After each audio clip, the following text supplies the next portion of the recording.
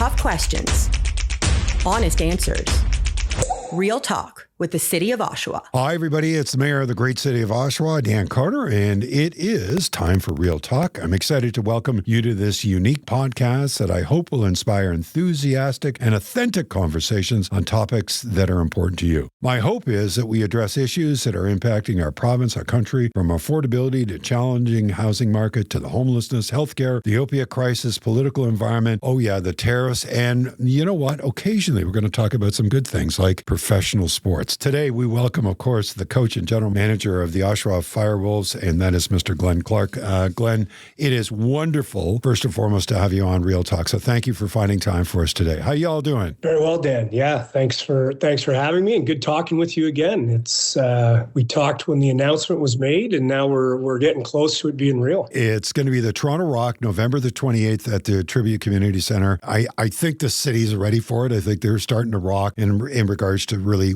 welcoming this opportunity. You've got to be pretty excited about this new one. Are you a little nervous? No, I'm not nervous, but I am excited. I'm excited for the support we've got in the community already. In terms of season ticket sales, sponsorship, the numbers for the opening game are going to be incredible. We had an exhibition game on Saturday, open to the public. We did a little food drive, and we had 1,000 people there for a preseason game, which is just fantastic. So I'm excited. It's a homecoming for me. A lot of family and friends in the community still. So I'm just excited, and I'm excited for what the Oshawa area and surrounding communities are going to see in terms of NLL lacrosse. You know, I saw an interview with you just recently. You talked about the press conference that we held at the TCC and about the abundance of people and the media attention and the sporting organizations that were there. Did that take you back even as a resident or as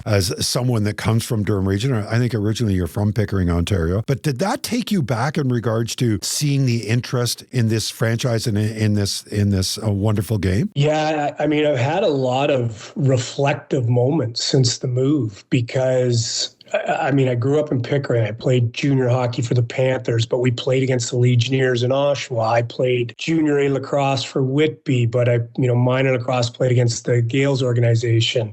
Played for Brooklyn in senior lacrosse. So I went and watched the Oshawa Generals as my buddy coached them for a while, and then I played hockey for the University of Toronto with some players that had played for the Oshawa Generals. So I've it just had a wave of memories and emotions coming back to the area. And when you're a Canadian or particularly from Durham Region and you leave like I have for a few years, it's almost like that warm blanket coming back to the area, the familiarity and everything you love and loved about being there. So it's been great. So welcome back home. I guess that's one of the ways of being able to say it. I know that you're not in the area right at this particular time, but welcome back home. Your life did it start in Pickering, Ontario? Is that where you're originally from? Yeah, I was born in Brampton, but I moved to Pickering when I was a year old. So essentially all my schooling, all my sports, everything, and I lived there through the conclusion of university. So I'm a Pickering resident. Was it your father? Was it your family that influenced you in sports when you were younger? Or was there somebody in Pickering that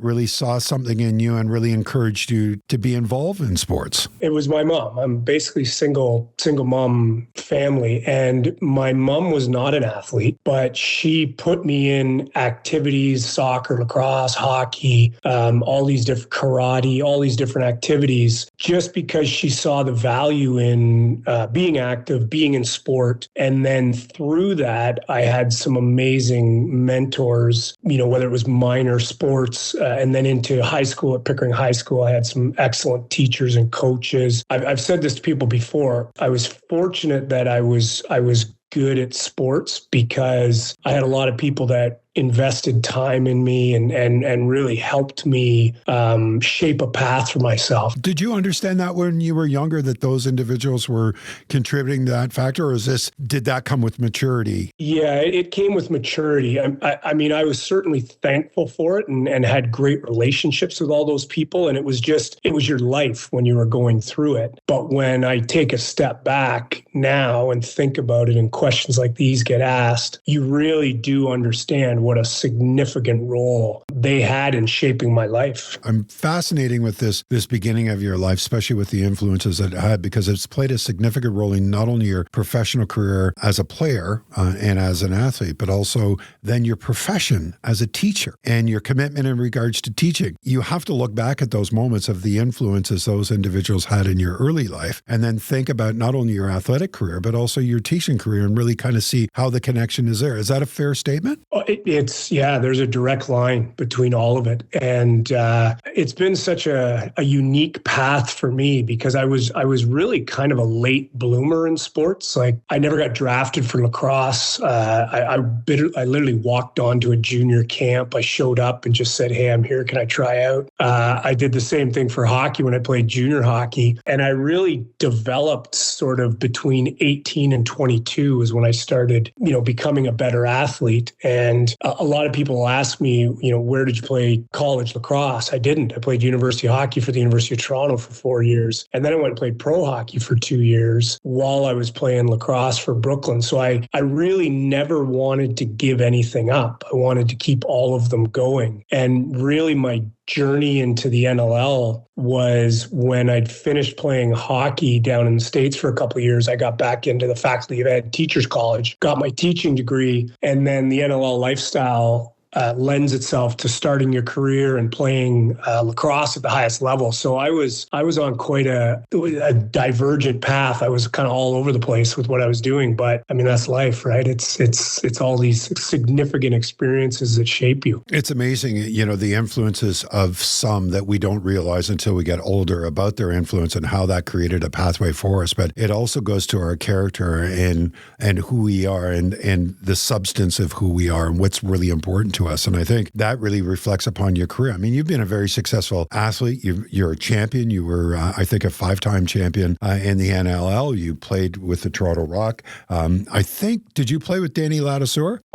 Danny and I were roommates. So I'll tell you a story about Dan. So Dan and I, we've known each other for over 30 years. We played in Brooklyn together. We won a Man Cup together. Then we were roommates with the Toronto Rock and won the championships together. And every year, Dan, another Oshawa resident, Derek Keenan, who is involved in the Saskatchewan Rush, and another really, really outstanding lacrosse player, Jim Veltman. We do a fishing derby every year, and out on Lake Ontario. So I was with Dan about a month and a half ago on a fishing trip. Derek Keenan, Dan Ladouceur, and myself started this back in 2000 after we won one of the championships, and we've been doing it for 25 years. And then our longtime coach, Les Bartley, who was our coach with the Toronto Rock, passed away in 2005. So now it's called the Les Bartley Memorial, the LBM. So we compete for that every fall, basically. And Derek Keenan's the big fisherman, so we go out on his boat. It's a day event. And it's wonderful to be able to reflect back, especially with the guys that you used to play with and had so many great celebrations with. And I've been fortunate enough that I've had a friendship with Dan Ladouceur for many years. So it's wonderful to see that connection. You talk about your coach, Les, the Toronto Rock, and I've heard this. He was a big influence on you, was he not? Oh, yeah. When we talked about reflecting, when you look back on people and moments and events that have shaped you, Les certainly was one of those. And just a real, he was a real trendsetter in terms of how the game of lacrosse is approached from a coaching standpoint, from a planning standpoint. And he was a real innovator and maybe one of the biggest innovators in the last 30 years of the game. I mean, changed a lot of things that we still do today, 20 years later. And there's a thing in the NLL, the Les Bartley coaching tree. And if you go down all of the teams, essentially, I think every head coach in the league, or almost every head coach in the league, has been coached by Les at one point. It's a pretty amazing, when you look at the tentacles of his influence throughout the game. In some circumstances, when we have influencers like that, there's obvious signs of their skill, their ability, their talent, and their giftings. Then there's other things that are not talked about so much, but in individuals like yourself, they played a significant role in regards to the substances of who you are and what you believe in. Is there something that Les, outside of what you've already shared with us, that really live within you right at this particular time? From a coaching standpoint, I mean, certainly the level of preparedness. He really never left anything to chance. And one of the things that I use and say with my players now is, everything we do is a habit forming moment. So we have opportunities when it's practice, game, during the week where we want to be purposeful in what we do. And that was the thing with Les, was we didn't just do drills. We didn't just practice. We didn't just warm up. Like there was a purpose to what we were doing. And I had other coaches that were, really, I've been lucky. I've been fortunate. I've been surrounded by people that have been mentored and mentored people that way. And Les was certainly one of those people that just really left an impact in terms of how you prepare and what you bring to the table as a coach and a leader. I've been fortunate enough that I get an opportunity to learn from people like yourself in leadership positions. And it's always curious to me. There's a mechanics to what we do. There may be a philosophy behind what we do, or a policy or a structure. But there's also a culture that you create within there that plays a significant role. And you'll hear people that say, they're on success and they build an organization, build upon culture, but now it becomes a place where culture is pushed aside and talent has to come to the forefront. How do you, as a coach, how do you take those moments to be able to make sure the culture is what you truly believe is where people will live and die, especially on the bad days? Those are the moments that really are going to play an important role. So as a leader, as a coach, as a builder, as a teacher, as a father, when you talk about culture, how important is that in regards to what you do today and what you need to do for your role as the coach and general manager of the FireWolves? I think it's everything. And culture is a word. It gets thrown around. It gets put on T-shirts. It gets slapped on walls. And I think you have to be careful with culture, because I think a lot of times people, I see it in different, areas where they'll have, a logo on a T-shirt, but they don't live that culture. And I think a lot of times culture becomes a buzzword. And the important part is what you repeatedly do. And do you live that culture? And I think that's the differential between when people say they have a culture and they throw out words and they have acronyms and they have all these things and T-shirts printed, but they don't adhere to that culture. And I think that's really what differentiates successful organizations. It's what you do repeatedly, and it's really the standard that you hold yourself to. And what I've always tried to do is model what I want our culture to be, but also to demand it out of the individuals that are in that culture. It's a DNA thing, isn't it? Isn't it DNA? I mean, it's like authenticity. You can use the word authenticity, but to live being authentic is not a word. It is action. It's got deep roots. And culture is the same thing. I think your point is really well said, stated, and reminded. It's not a T-shirt slogan. It really is a DNA. It's a foundational piece. Yeah, and when you are in the position of leadership, I think you do a disservice if you do these team builders, you do these cultures, you get a name on a T-shirt, you put a slogan on the wall. But if you're not authentic, and if it's not what you repeatedly do, then it's empty. And one of the things that we and I try to do as an organization is find people that will enhance and be part of that culture. And that's part of the process. When we trade for people, sign people, draft people, we have conversations with their previous coaches, their ex-teammates. And I'm going through that process right now because we're building the roster and there's some free agents available. And I've talked to coaches and players and everything else and had players on my team saying they won't fit our culture. And that's because they know what our culture is and they know what my expectations are of athletes. And they will tell me they will not fit what we/you are looking for. It reminds me, I saw a movie clip with Kevin Costner. He was a general manager of a football team, and they were looking at a draft pick. And there's this scene, you probably are well aware of it. There was one player that should have been picked, because he had all this great kind of accolades and everything else. And there was another player that just showed up every single day. And everybody was angry with him because he didn't pick this superstar. And he said something about, and you'll correct me if I'm wrong, but he said it came down to how many people went to this guy's birthday and nobody showed up. And that told him so much about an individual. He drafted the individual based upon true character. I know we got to get to the FireWolves and the exciting thing about being here in Oshawa, but I also am a fascination with people that have been so successful like yourself and are so dedicated. The one question that I keep on coming back to, and I promise you we'll talk about the FireWolves, is what does it take to be a champion? I mean, you have to have talent. So you have to have talent. I mean, there are a lot of buzzwords where, talent, effort beats talent, but you do have to have talent. But outside of that, the Toronto Rock, the teams that I was on, we went to 6 championships in 7 years, won 5 championships. It was a really unprecedented run. And on paper, we weren't, I don't know if we were ever the favorite on paper. We were never really the best team if you just sort of went down a stat sheet and looked at talent. We were obviously very good. We had all world players and Hall of Famers and All-Stars, but a lot of teams did. The difference with us was, and I use this term a lot, is we always won the attrition battle. And what that means to me in sports is consistency. We never, ever looked for shortcuts. And it's hard to do in sports because people are always looking to, in our game, for example, try and create a transition where they'll leave the zone early and anticipate, that their man isn't going to be in a scoring position or smaller things in every game you can think of. And I think the one thing that we did really well in Toronto was we did it better and we did it longer. So ultimately you need talent, but I think you need consistency.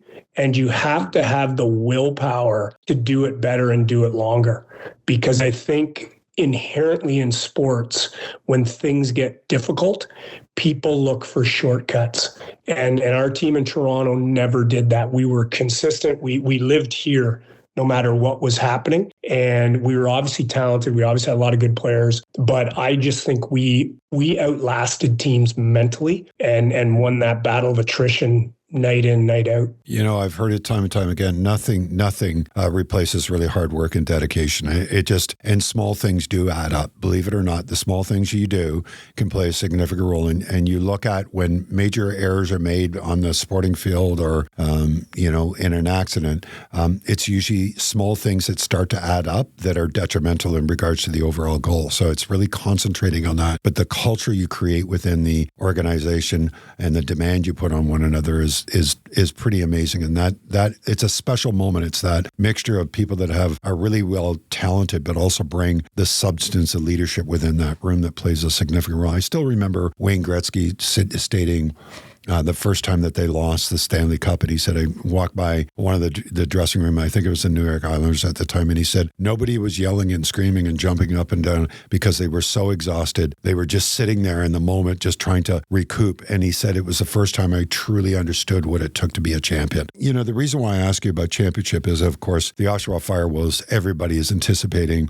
This is a young, talented team, well coached, got a great general manager. In my opinion, I think you've got the best ownership or one of the best ownership groups I've ever been exposed to. And I think you've got the market ready for you. What does FireWolves moving to Oshawa and starting their 5-year journey here, what does it mean to you and your team and the players? And are we preparing ourselves to be the champion of the NLL? We are, and that is the goal. It is, and you're gonna go along with us on this ride with the NLL because it is an amazing league. Because if there's ever a league where you would never want to get into sports betting, it would be the NLL, because you cannot predict on any given night what is going to happen. And it is crazy. And I remember telling our owners this when we moved from New England to Albany. There was a couple that were new, and I told them, I said, strap in, because the NLL is a punishing ride. And we have a really good team. We've got great players. We're still very young, but really high-end talent. But we're one of 7 or 8 teams that could make that statement, because it's just, there's so many good players around, and there's 14 teams in our league. So the talent is so high and the margins are so thin, and sometimes it comes down to a bit of luck. But what I will tell you is we are a team that is in a position to win every game we put ourselves in. With our skill, our talent, our ability, our athleticism, there's no contest we enter that we couldn't win. We will not go 18-0. I will guarantee you that. It's too hard of a league. Oh man, it's such a grinder of a league, and that's what people are going to see. It's so difficult to win any one game in the NLL, and that's what makes it as exciting. But the brand and the way the arena, the game day operations, and the way the sport is packaged and sold, it's second to none. I heard you speak about when you were with the Rock, there was many games you won by one goal when the score was 30-31. So it shows you, it's also what people have to understand. It's a combination of football, full contact, hockey, basketball, and strategy all in one. But I can't see how you guys could play more than 18 games because of the reason of the physicality of the game itself, which makes it unbelievable for the fans to be able to come out. And when you come into a lacrosse hotbed like Durham Region or Northumberland, people understand the roots and the history, the heritage, the creator's game and what it means. So I think it's a perfect market for you. And I think that this team will see great support in our community. I'm so excited about this opportunity. I think it's just absolutely wonderful. But it's got to be hard for you through the move, the new arena, building an organization, a young team at the same time, a lot of expectations to be able to kind of put all this in balance and make sure that you guys are focusing on what you want to accomplish. So far what you've seen is what you believe is a winning combination? Absolutely. I mean, I love part of the grind of the NLL is the travel.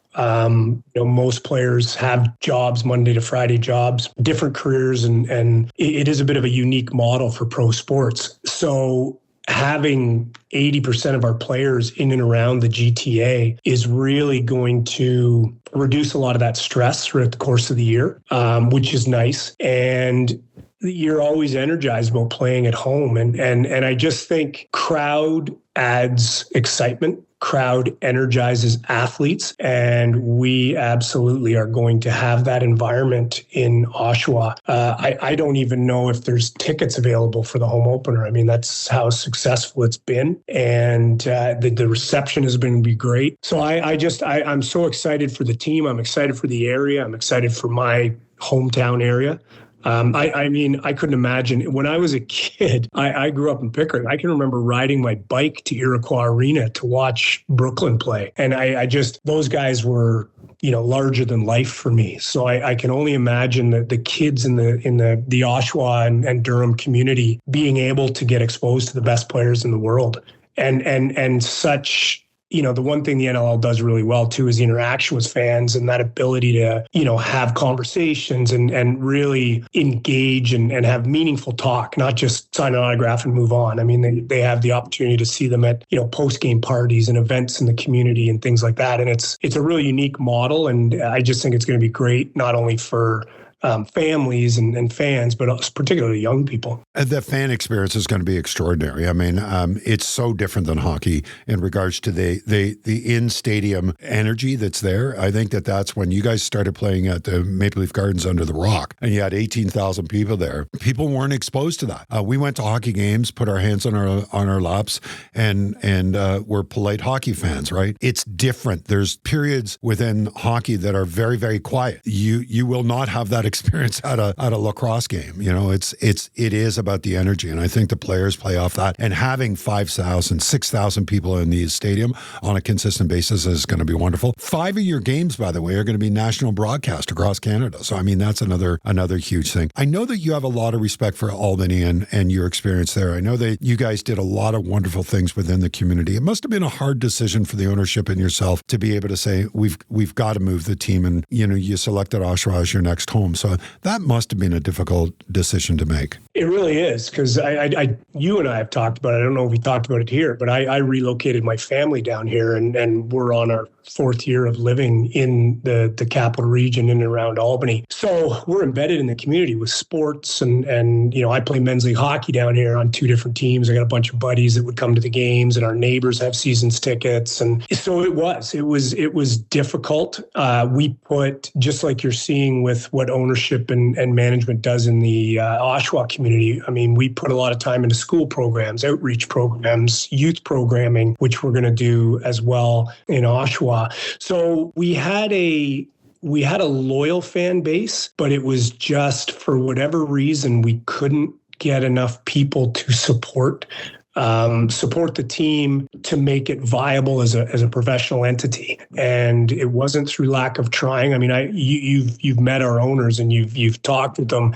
I mean, I don't think there was a team in the league that put more into a lacrosse community than these guys did in terms of time and resources. So the nice thing is, I think they're going to get rewarded for that in Oshawa. And I think the response has already been tenfold of what we got in Albany. And I loved it here. And I've created a lot of good friendships down here. And my family is still living here with my two younger ones in school and sports. So it was difficult, but it is been mitigated by the fact that there's such an excitement and such an acceptance and such a real energy being built in Oshawa and in your town. I wanted to make sure we saluted Albany because I think as sad as I am for them, I'm happy for us, but I also know what it means to see a franchise that has to move. But I wanted to make sure that we touched on that today. I know we're running out of time. Yeah, and sorry, Dan, just a interesting side note is our one primary owner that made the move, Oliver Marty, he